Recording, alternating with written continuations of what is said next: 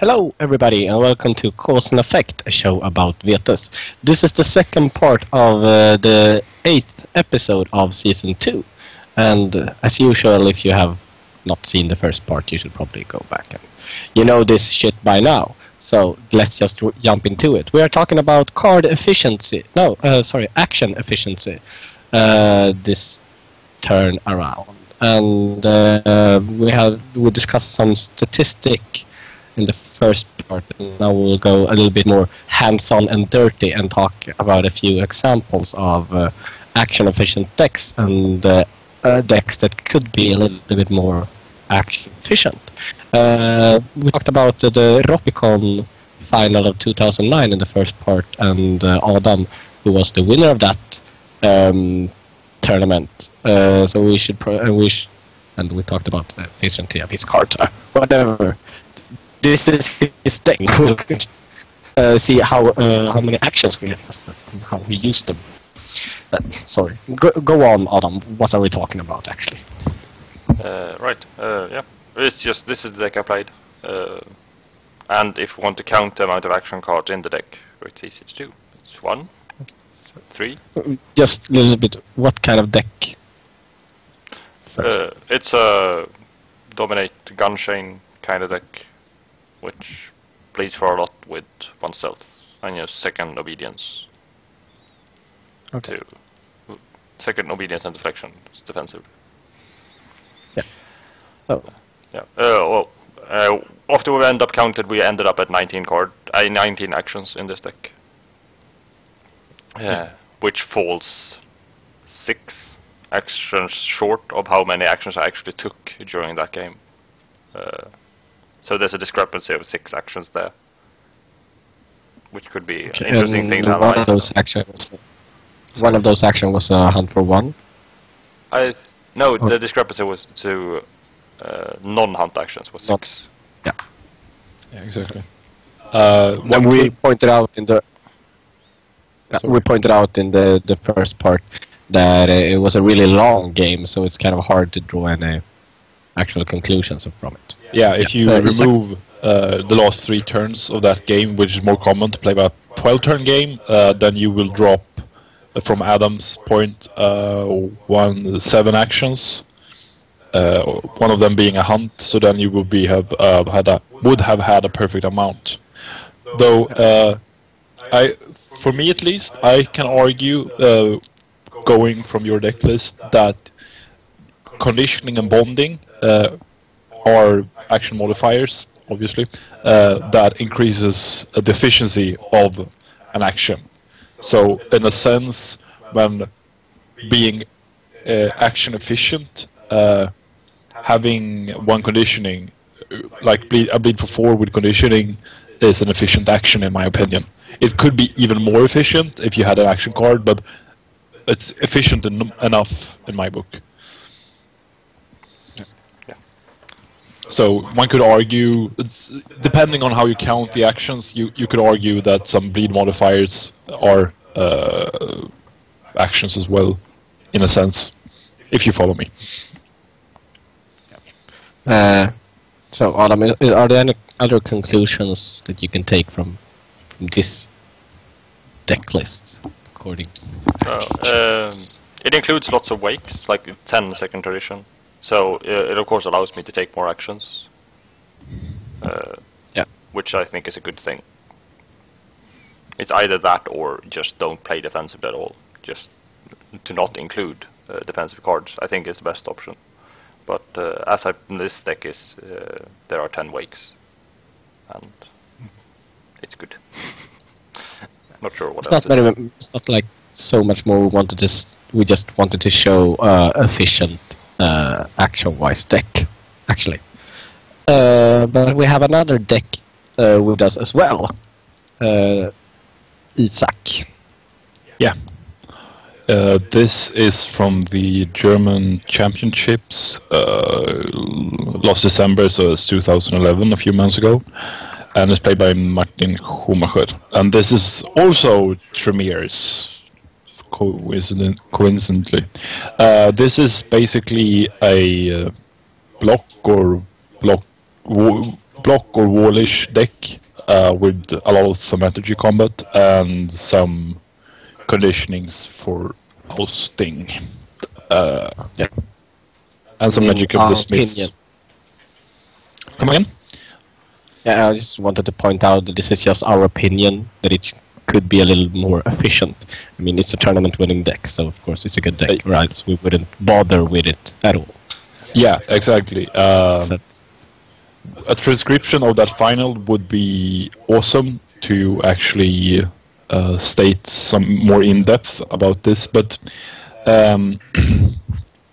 this is in the previous part 1, I talked about having too many actions in a deck as a source of problem.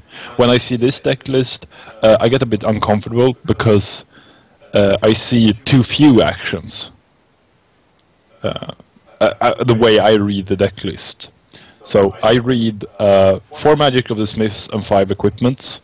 With each Magic of the Smith, you lose 1 equipment, so that's 2 action cards for 1 actions.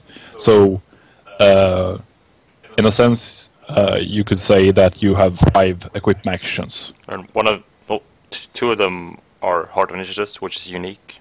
So it's actually just 4 actions you can take. Yeah, that's very true. And then you have Ponticulus. That's the 5th action. And drawing from our from the part 1, we concluded that Wakes more or less is an action that you are allowed to take, and that there are only, if I counted correctly, 8 Wakes in this deck. So there are 4 on the Kiviv and 4 Eyes of Argus. okay. So what conclusions can we draw from this? 5 actions. Okay, sorry, go ahead, Alan. The way I read this deck is that it has kind of fallen into that trap of staying untapped, because I don't see how a deck like this could actually tap out a lot, at least efficiently. Hunting possibly, and bleeding for 1 possibly, but that's kind of action inefficient as well, even if it in another way. The Heart of Initiatives helps a lot. I don't know if you haven't tried playing with it, and if you have played, you know what I'm talking about. It helps a lot. It clears up spaces and gives you wakes or actions, whatever you need the most at the time. But all in all, it seems very, very few compared to the deck list that Adam played, where the auction also includes the Heart of Initiatives, but have a lot more other stuff going on. Could this be a meta game choice, Adam?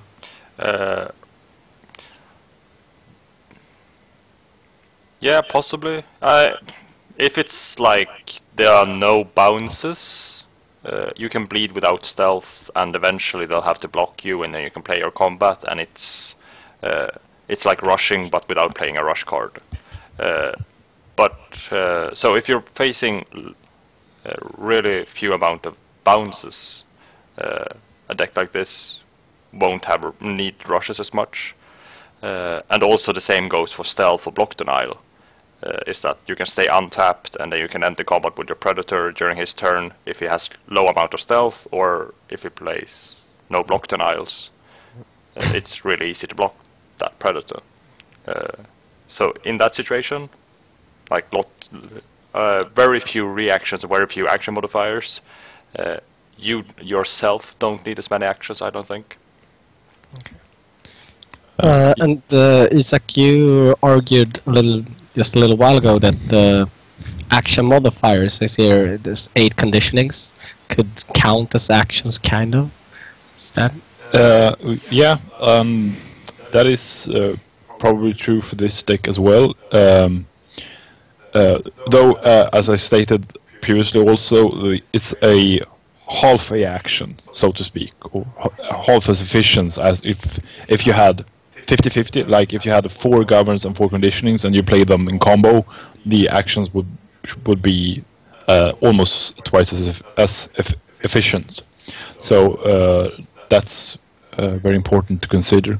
Another thing with this particular deck being when it comes to actions, because this is now I'm starting to lose track of myself. So just let me 2 seconds. Since there is no reliable way of getting more guys up faster, you have the villain to villain for a lot, I guess, and then use Theft of Vitae to great effect, and use the theft to regain what you bloated with villain. So you might end up with a lot of vampires, but transferring some 20-25 pools to uncontrolled region with no acceleration whatsoever, either being master cards or action cards that it's governed, or Silas Valley, it might take a very long time until you have a big amount of vampires in play. Yeah. Well, I think that's another, like, if you just, it's another problem with the deck. It's not the what you call it, action efficiency problem that we talked about earlier. Okay. Well, no, let leave that then. Or? Yeah, exactly. But okay. So the basic problem with this deck, action-wise, is it doesn't carry enough actions. You don't have enough non-hunt actions to actually do damage. Yeah, and like exactly, if you have a higher amount of actions, you need a higher amount of wakes, because then you would be tapped. And if you're tapped, you need wakes to be able to defend yourself, since this is not a dedicated wall deck, but it's a wall-ish deck. And also, when it comes to card flow, since a third of the deck is combat cards, you need to end up in combat sooner rather than later, because you need to cycle those cards to be able to draw new action cards and new wakes to be able to handle the next threats threat that comes towards you. So how would you make this deck, like, not card by card, but as a short, how would you make this deck a little bit more efficient, Adam? Well, it has dominate, so and I like governed on the line along with everyone else who has tried it. So governed on the lines is probably a good thing, but also include more of the equipments that you need if you want to block. So at Tremere Anti-Chib you can play Ruin with of Curious or Sport Bike, so yeah. Just have more actions so that you can pull away from other parts of the deck and use those actions for something like tangible, something really good. Instead of staying untapped, you actually use it for something that couldn't have been used with a wake. Yeah. It's better to have one Sport Bike and one Ice of Argus than to have, say, an Eagle Sight for 1 intercept or Spirit's Touch for 1 intercept. Just stay untapped and then play an intercept card. It's less efficient. It's the same result, but you will end up with a Sport Bike as a net gain. So, yeah, just any action. So basically, really. if you rearrange the cards, you get a little more actions that make permanent efficiency to your deck, and add some more wake, so you are able to take those actions. Exactly. And that's how you make a little more action efficient, and so you get into that 60-70 percentile that we are guessing it's a good percentile of the one game we analyzed. Extremely it's a case study. It's a case study, Anders. Yeah, it's a case study. It's science. Don't. Yeah, but I'm with you guys there. I actually feel like we're onto something. It seemed like a good percentile. Yeah, and this is, if you go through the tournament winning deck archive, this is kind of common, that block decks play fewer wakes than Idol would do, at least, and then I'm guessing you stay more untapped. Another part with the staying untapped part, if you play like Karna and you have a third combat cards and you stay untapped, how likely is it that your Predator will do something that you might be able to block. But if you constantly taps out, then you got like a false feeling of actually having a shot. So like the psychology of being tapped as a block deck is very good as well. Like seem vulnerable but never be vulnerable. Well, also it's like game theoretically it has a really big implication, and that's the fact that if Karna has stayed untapped, you have already used your resource to make her able to block. You have ended your turn without acting with her. You have used your resource, and she has the option to block for that turn. But if she is tapped, the only way to make you waste your resources with trying to block with Karna is to act and force you to play the wake. So if like a player is hunting on a Karna wall that is tapped, even though you're 100% sure that he has a wake and he will attempt to block you, you will be forced to take an action because you can't not take an action. You have to, a wallish kind of deck, you will have to try to work through their wakes. It's the only way to get through them. So, but if Karna, on the other hand, is untapped, you've already wasted a resource. So if you now have one action, Karna is untapped, there's no point in acting. There's actually no point. He has wasted a resource already. So that, of course, is what makes Madness Network such a good card for a block deck. Am I right? Mm-hmm. Because you have the resource and then you're able to block as well. Yeah, exactly. You delay the option. You delay every action you have until your predator's turn, and then you can decide how many of the actions you want to block with, and then how many actions you want to bleed with, say, or you do some build up. So that's very true. Madness Network is great in that aspect because it allows you to have a few fewer wakes in your deck in total, and the rest of the table have a harder time reading you and anticipating your moves. You get to wait with committing yourself one way or the other. Committing yourself defensively or committing yourself offensively, you can get to wait until the last possible second. And that's really good. Because if you are trying to do the exact amount of actions and then anticipate how many wakes you will be able to draw, you need to know exactly these things. How much you want to block and how many wakes you can draw.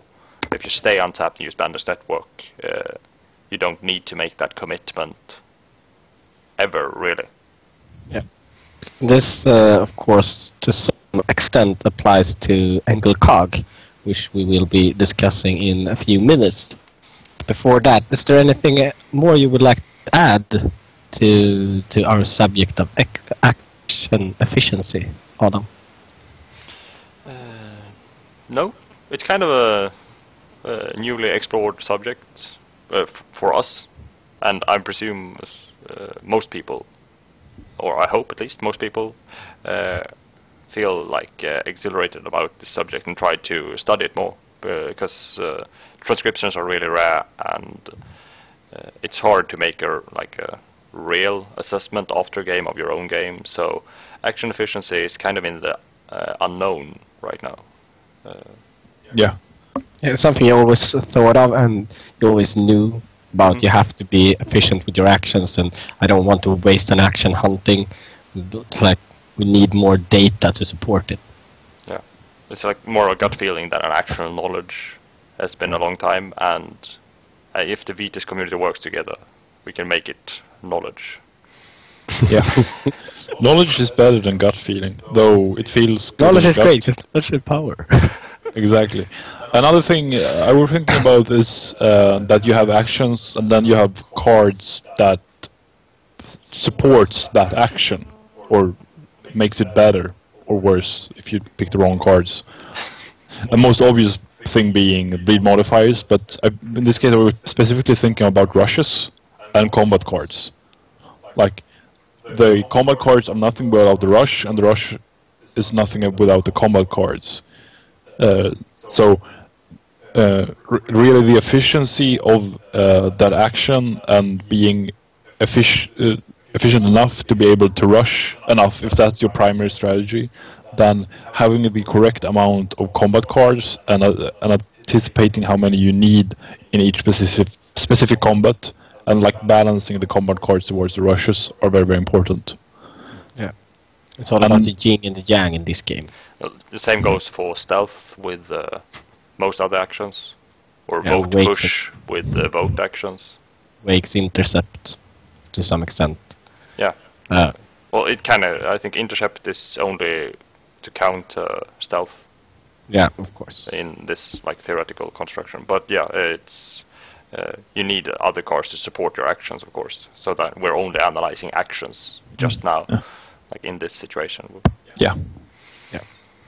So, okay, yeah, an awesome action that you can take that is awesome is, of course, no, that's actually an action modifier. But bleeding your prey is an awesome action. And when you have bled your prey with a 10 cap, you can, of course, play the excellent card Enkil Cog. So, Isak, why don't you bring us in? What do you feel about Enkil Cog? I feel great love and admiration for this card. Theoretically, like, first when I saw it, I was like, what is this? Because I were very, very focused on other cards in the set, because it was huge. But then, after playing a few games, I thought it was potentially overly broken, but now I'm more like a balanced view of it. Because the requirement of taking action, that is being untapped, is the tricky part with these cards. For me, the biggest benefit when I play this is getting plus bleed. It sounds very, very cheap of me, but so that makes me, if I play a 10 cap, or have like enough 10 caps to actually rely on getting one each game, I do include Enkil Cog in every deck, as long as I have enough in my collection to go around. But it's a no-brainer, so to speak, in my opinion, and that is because of the plus bleed. Because most of the time, I'd say every deck bleeds more or less every game. So more or less. I think for like as cards go, this card is like the least costly card there is. An action modifier that requires you to do something as basic as bleeding your prey.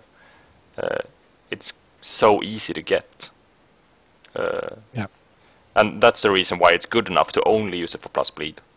It's fine to just like, okay, I bleed my prey, it's good. I play Enkil Cog, the next time I get one more. But there's also, of course, the added benefit of acting outside your turn, which can be abused in some more like Enkil Cog focus decks. Yeah, there's 100 ways of playing this card or abusing it. Yeah. Like the almost obvious one being Metro Underground. We've seen a huge upswing in including Metro Underground since Enkil Cog were released. And that is because it's a generic and reliable way of getting to be untapped out of turn. Yeah. Costs nothing to play, and you don't have to use it. And even if you don't have Enkil Cog, staying untapped can help you in some situations. So it's kind of, it works well on its own as well. So I think that's the reason why it's so widely used. Including one Metro and one Enkil in a lot of decks is not a huge commitment, and it can be really, really powerful. Yeah, and they, like, if you have a good combo, in my opinion, each of the cards in the combo should be working well individually. So if you only have one part of the combo, and in this case it is true. Enkil Cog is very strong on its own. You have the plus bleed, and if you play some other sort of untap as well, maybe Majesty, so if you get rushed, you can untap and act out the turn in that way. And the Metro Underground works very, very well if you play any sort of bounce or delaying tactics or anything like that. Anything at all. It's very Isn't good to be untapped. Isn't Metro? I mean, why the upswing with Enkil Cog? I mean, isn't it so good that you want to play it in every deck? I mean, one pool to untap. Isn't that? No, just for if you have Enkil Cog. If you have a 10 cap, I think it's worth it. Yeah, but if you just play any deck, random deck, I wouldn't include Metro Ground. Paying one pool, it's insanely expensive. Well, I think the biggest problem is the master phase action, to be honest. Yeah, that's true. It's very true, but I think that if you only have the one pool and all that ends with you losing a pool, and that could be solved with a wake and a bounce instead of you paying a pool, staying on tap, having the risk of being misdirectioned and such. So playing wake and bounce is safer than playing Metro Underground and bounce, because you're very sensitive to mind numb, misdirection, and a troublemaker, mind rape, etc., etc. Such stuff that happens. It's really easy just to see what's coming. There's no element of surprise, of course. Enkil Cog itself is what you touched upon with the Madness Network. It's very strong that you can wait until your Predator's turn to wait with an action. Especially since 10 caps and 11 caps, if they're played well and in their natural habitat, each individual action is extremely strong. Yeah, and of course, Enkil Cog makes you able to bleed twice. I think that's a given for most people, but I feel like I should say it. If you have Enkil Cog and you untap with anything, you can bleed twice, and that's like a bigger increase of bleed than the plus bleed. If you get to use that option of bleeding out of turn and in your turn. You can bleed for, say, it could be a 4, 5, 6 plus bleed every single round around the table. Yeah. It increases the efficiency of your vampire, like double it. Yeah, and you can also do some weird stuff that can be hard to pull off. Like you can make an out of turn parity shift to yourself and then play a villain for a lot. Usually, if you don't have the Enkil Cog, you can't do that, because after your villain you will have so much pool, so you can't play parity shift. So you can work around those kind of things as well when you have Enkil Cog. Also, more common, I think, would be transferring first. Transferring out a new vampire, going low on pool, your prey's turn, you get to play parity shift to gain back the pool you transferred, and then you haven't had the risk of being ousted for transferring out a new vampire. Yeah, that's a nice way. There's a lot of examples, of course, how you can play it. But is there anything bad with this card, Isaac? Gameplay-wise, no, I don't think so. Well, there can be some difficulties getting it into play if you constantly get bounced, and because your prey realizes you only have one 10 cap, and it's very obvious that you want to play Enkil Cog. You can choose only that vampire to bounce it, and then you can't play it because you need to bleed your prey. I think that's a huge limitation on the card. It's like, that's my number one thing when I see my Predator playing a 10 cap. It's like, okay, he should not be getting Enkil Cog. That's my number one goal, and it usually works out really well because Enkil Cog is so strong. Just denying the Enkil Cog is worth it. And also it requires you to be 10 cap. That's a huge limitation in itself. And it's unique, and it's really popular. Unique and really popular makes it hard to rely on. Yeah, you can always get contested. Always will be a contest, most of the time. Yeah, so that's very true. So, yeah, how would you go about to use it the most efficiently? You were into like playing parity shifts, and are there any other? What's your favorite move with Enkil Cog on them? I think the most, what you should be looking most at is reaction cards. Obvious ones. Deflection is really good with Enkil Cog, because you can stay untapped and deflect as much as you're possible, and then afterwards take an action. which means you haven't wasted tapping your vampire, since you can play all direction cards. You get the benefit of staying untapped, or you get the benefit of being untapped, and you can act afterwards.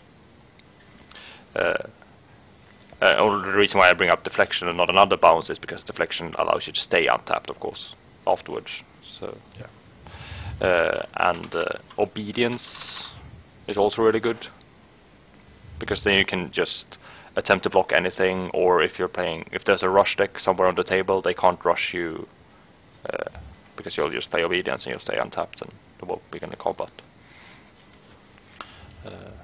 There are cards that just makes it more risk-free.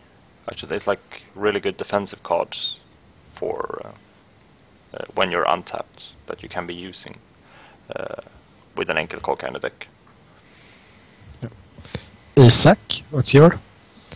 My favorite take on Enkil Cog is not abusing it, playing it lightly. Just maybe playing 1 or 2, and that in that way it makes 10 caps into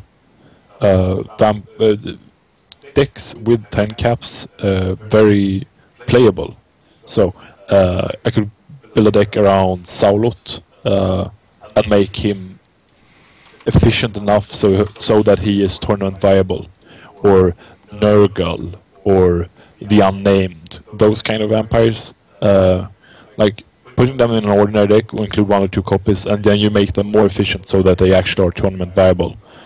I've tried to abuse this, like play this on Stanislava with the purpose of having her bleed for 9 2 times each turn, and have House of Sorrows for bleeding, so you can do that one crazy turn where you bleed for 27.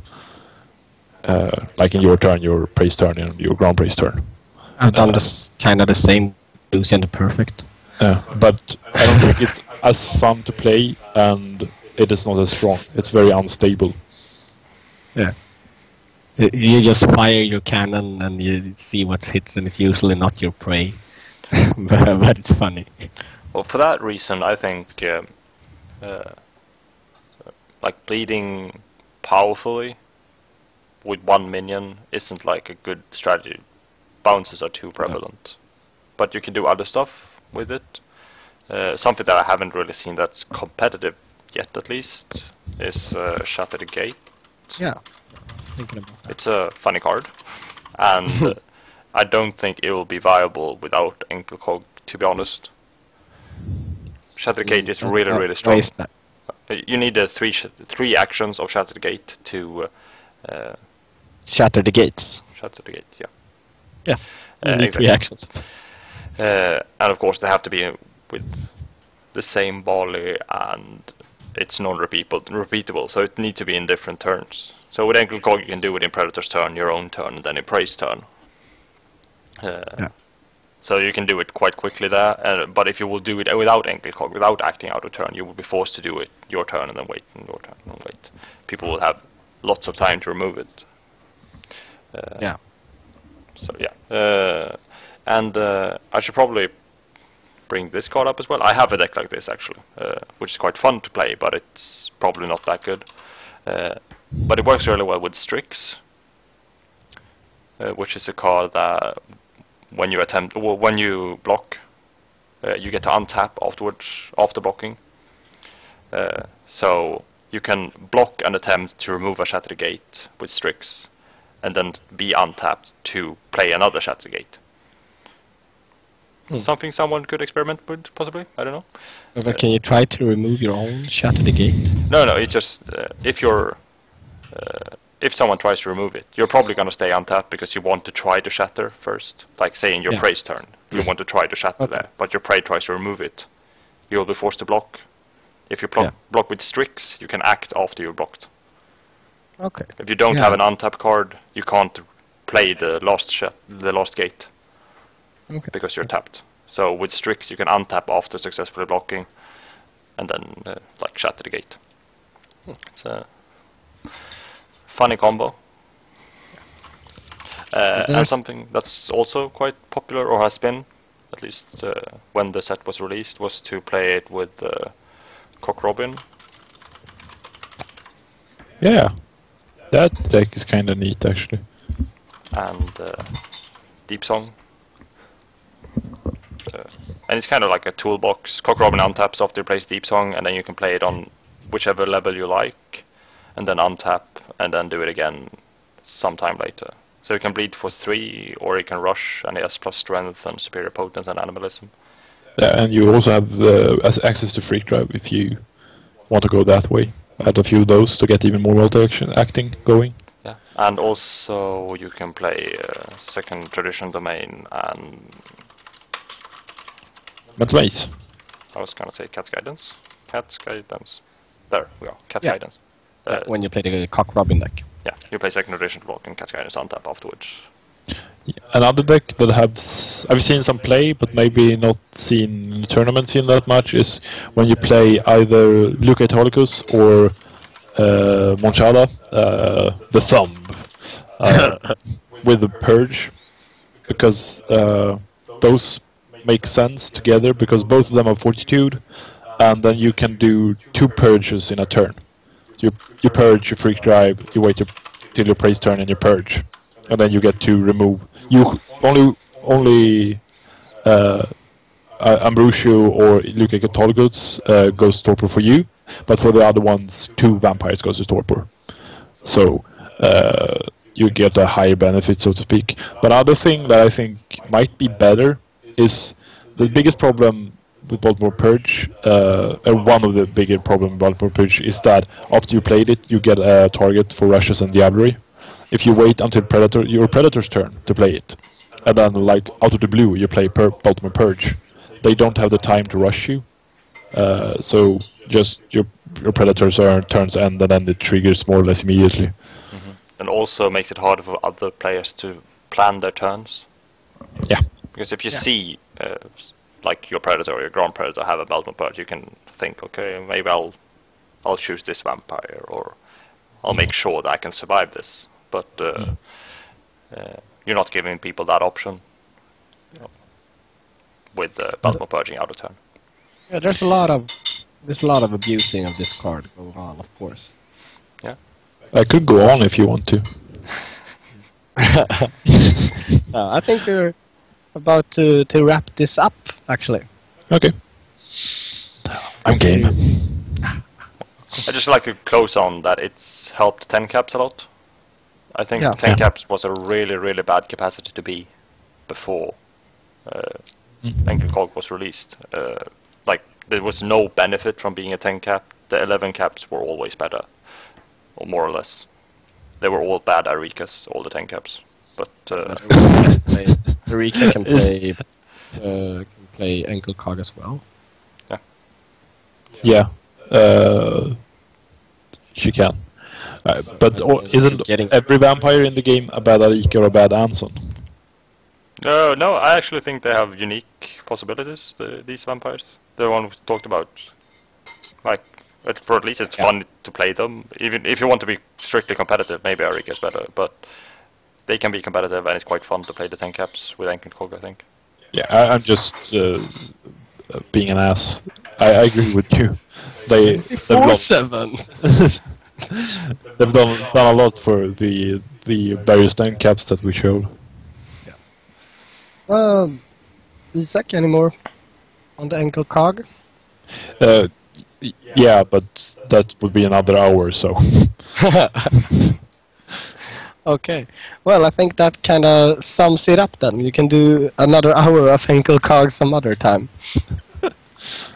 So, anyway, yeah, that's it for this time. Thanks everyone for watching, and remember, if you have any thoughts, comments or ideas, you can post them on our Facebook page, or send an email to the address below, which is causeampersandeffect@gmail.com. Remember to like us on Facebook and subscribe to our YouTube channel. After this, we will post a thread on the Beacon.net forum where you can continue the discussion. Also, remember that next week we will have Johannes Walsh as our special guest, and we will try to get him to answer as many questions as possible. So send in some question at our Facebook page or Beacon or our mail or anyway. can probably send an SMS if you want to. Yes. Yeah. Text us, goddammit. Yeah, yeah. Call me. Sex test. So just have a good week, and we will see you next Tuesday. Goodbye. Goodbye. Goodbye.